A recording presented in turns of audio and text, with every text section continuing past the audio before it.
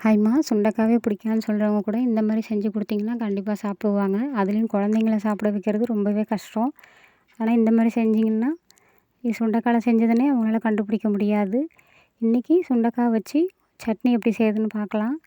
அதுக்கு முதல்ல அடுப்பை பற்ற வச்சு எண்ணெய் சட்டி வச்சுக்கோங்க.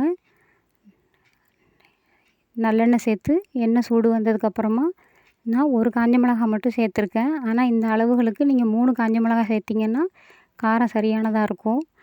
அடுத்ததாக 1 ஸ்பூன் கருப்பு உளுந்து சேர்த்துக்கோங்க. இதுக்கு கருப்பு உளுந்து தான் நல்லா வாசனை கொடுக்கும். உளுந்து நல்லா செவந்ததுக்கப்புறமா உளுந்து எடுத்துகிட்டு ஒரு 10 பல் பூண்டை தோல் உரித்து கட் பண்ணி அதையும் சேர்த்துட்டு பூண்டு பல் பாதி வதங்கட்டும்.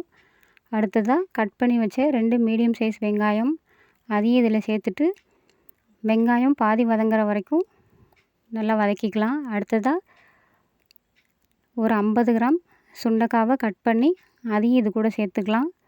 சுண்டைக்காய் சேர்த்துட்டு இதுக்கு தேவையான உப்பும் சேர்த்துட்டு ஒரு 10 நிமிஷம் நல்லா சுண்டைக்காய் வேகிற வரைக்கும் நல்லா வதங்கட்டும்.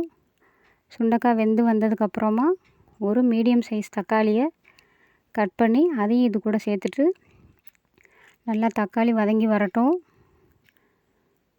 இப்போது அப்படியே அடுப்பை ஆஃப் பண்ணிவிட்டு எல்லாத்தையும் ஆற விட்டு மிக்ஸி ஜாரில் அரைச்சி எடுத்துக்கலாம். சூப்பரான சுண்டைக்காய் சட்னி ரெடி. நீங்களும் ட்ரை பண்ணி பார்த்துட்டு எப்படி இருந்துச்சுன்னு சொல்லுங்கள். வீடியோ பிடிச்சா லைக், ஷேர், கமெண்ட், சப்ஸ்கிரைப் பண்ணி சேனல் சப்போர்ட் பண்ணுங்கள். தேங்க்யூ.